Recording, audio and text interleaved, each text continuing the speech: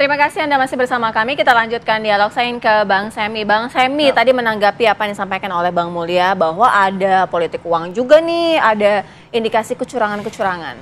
Ya, itu kita tinggal buktikan bahwa memang tuduhan itu silahkan dibuktikan. Tapi kalau kita lihat cek di media sosial, begitu ada keluar itu, dan kami juga dari tim Pram mengeluarkan itu kok aduan bagi yang melakukan, ada yang tahu ada bukti kecurangan, silahkan dilaporkan ke nomor hotline yang ada di poster. Menemukan itu juga nggak ada bukti? Oh iya jelas dong. Bahkan teman-teman di netizen, terutama di X, itu banyak yang mereplay postingannya dari 01 kan, bahwa oh kecurangan ada nih, Ridho melakukan kecurangan ini. Nah itu tinggal kita buktikan sama-sama aja gitu. Jadi masalah kecurangan sama-sama kita bisa kita lawan lah, kita bisa buktikan itu. Lalu yang kedua juga masalah perhitungan berjenjang. Perhitungan berjenjang itu memang sudah akan dilakukan oleh KPU ke depan. Tapi dasarnya perhitungan berjenjang itu apa sih? C1. Jadi buat apa lagi kita perdebatkan gitu? Ya sudah selesai. Tinggal diakui bahwa oke, kami akui selamat kepada 03 dan kami akan nanti selesai gitu loh. Jadi jangan akhirnya nanti mempermalukan diri sendiri. Kecuali ada rencana jahat kembali yang mau dilakukan oleh pihak lain untuk memastikan ini menjadi 2 putaran. Nah, ini memang harus kita awasi bareng-bareng bahwa jangan sampai kejahatan-kejahatan politik yang dilakukan dalam demokrasi kita hari ini dilakukan untuk mendorong kepentingan sekelompok orang. Dan ini harus kita kawal bareng-bareng oleh pemerintah. Tapi begini Mas Semi, memang pasangan Pram Rano punya data form C1. Nah begitu juga dengan tadi kasus mereka juga mengklaim bahwa mereka juga punya data itu. Bagaimana Anda menjaga para pendukung ini untuk terus menunggu hasil resmi dari KPU. Meskipun ada euforia, tapi harus tetap menunggu tentunya hasil recon dari KPU. Begitu juga dengan jika memang putaran kedua ini terwujud, apakah sudah ada langkah-langkah yang akan diambil untuk bisa menjaga keunggulan suara ini? Iya, yang pasti dari teman-teman pendukung semuanya sudah dewasa dan sudah matang, Mbak. Jadi memang mereka juga semua akan menunggu dari KPU. Dan kalau memang nanti akhirnya ke putaran kedua, dan saya rasa rasanya nggak mungkin lah ya. Saya rasa harusnya Tetap optimis ya. Saya optimis karena saya merasa Pak Prabowo juga sebagai presiden pasti akan menjaga ini. Beliau adalah seorang patriot, dia adalah seorang yang demokratis, beliau sangat menjaga kerukunan dan ketentraman di Indonesia, dan rasanya beliau juga akan menjaga hal ini. Dan Bang Semi, kalau bicara mengenai golput golput kan tinggi banget nih angkanya, presentasinya lumayan besar banget untuk Jakarta. Nah ada juga yang mengemukakan bahwa ini nih injury time-nya anak Abah ataupun Abah menentukan pilihan untuk nomor 3 ternyata tidak merangkul secara keseluruhan sehingga ada golput. Iya. Jadi yang pertama, Abah tidak bisa memaksakan anak Abah misalnya untuk memilih sesuai dengan itu. Ini semua demokrasi, tidak bisa ada paksaan apapun itu. Yang kedua, golput ini tinggi ya memang karena ada hasil kemufakatan jahat yang terjadi, bahwa rakyat tidak diberikan pilihan sesuai dengan yang dia inginkan. Di awal sebelum ini semua berjalan, kan 2 yang tertinggi. Yang pertama elektabilitas tertinggi adalah Mas Anies Baswedan, yang kedua adalah Pak Ahok. Sampaikan anak Abah ya. Oh, iya. Tapi ternyata apa? Ternyata akhirnya ada tangan-tangan jahat yang merobek ini semua, dan akhirnya terpaksa harus ada calon-calon tidak diharapkan misalnya. Tapi akhirnya muncullah harapan baru di MK.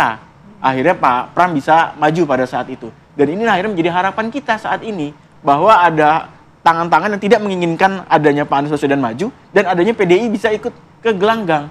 Dan ini yang harus dilawan, dan kita harus bisa pastikan ke depan bahwa perhitungan suara di KPU bisa sesuai dengan yang ada di C1 dan tidak ada intervensi. Sama-sama dikawal ya. Sama-sama kita kawal. Mas Mulya bagaimana menanggapi kalau narasi rencana jahat itu katanya untuk maju putaran kedua, padahal kan kita belum tahu juga pasti ya hasil dari KPU. Betul. Jadi sebetulnya sangat disayangkan ya Bang Semi dan teman-teman mungkin kalau dari kelompok 03 sampai mengeluarkan narasi seperti itu selagi hasilnya belum diumumkan oleh KPU sudah membuat narasi terlebih dahulu. Kalau sampai ke putaran kedua, itu berarti ada pemufakatan jahat. Itu kan menggiring opini sebelum keputusan itu terjadi. Dan ini sangat emosional, bisa memancing kembali friksi-friksi dan konflik sosial. Jadi kalau kami dari pasangan 01 kembali konsisten dengan tema yang diusung dari awal adalah pemilu damai. Kami tidak akan terpancing oleh narasi-narasi yang preempt atau mengambil kesimpulan dan membuat kesannya seakan-akan kalau sampai putaran kedua berarti ada pemufakan jahat. Itu kan sangat disayangkan ya, pernyataan-pernyataan yang bisa memancing friksi dan emosi seperti itu. Kami tetap menunggu hasil KPUD, mereka punya C1, kami juga punya C1, nanti kita lihat hasilnya. Lalu kemudian yang tadi poin kedua, pemufakatan jahat lagi, sehingga Pak Anies tuduhan tersebut sehingga Pak Anies tidak jadi calon. Nah, kalau itu kan tadi disebutkan ada keputusan MK yang kemudian mengubah. Ini kan kemudian membuka kesempatan bagi partai yang tidak memenuhi 20% untuk mengusulkan calonnya, termasuk juga Pak Anies. Jadi sebetulnya Pak Anies masih bisa untuk menjadi calon gubernur seandainya pada saat itu dengan sudah dibukanya pintu oleh MK, PDIP kemudian mengusung Pak Anies. Tapi kan kenyataannya PDIP tidak jadi mendukung Pak Anies. Jadi titik terakhir untuk mendukung atau tidak mendukung Pak Anies itu adanya di tangan PDIP, dan PDIP memutuskan untuk tidak mendukung Pak Anies dan memilih kader dan petugas partainya sendiri. Dua-duanya malah dari PDIP. Bang Mulya, kalau misalnya kita balik lagi nih, kita membahas yang sekarang. Kira-kira akan legowo kalau memang diputuskan oleh KPU? Kita memang sama-sama masih menunggu ya, sama-sama mengawal, sama-sama menunggu dari pengumuman resmi KPU. Tapi kalau memang dinyatakan satu putaran dan pasangan calon nomor urut 3 yang menjabat begitu, legowo? Pasti legowo, karena dari awal kami sudah bilang ini pemilu damai, jangan sampai terjadi friksi-friksi. Kita menyesalkan kalau ada pihak-pihak yang memancing emosi dan menimbulkan friksi. Dan Pak Ridwan Kamil pada saat press conference di akhir tanggal 27 sudah mengatakan kalau siap menang harus siap kalah, jelas akan legowo. Tapi tunggu KPUD, tunggu pengumumannya.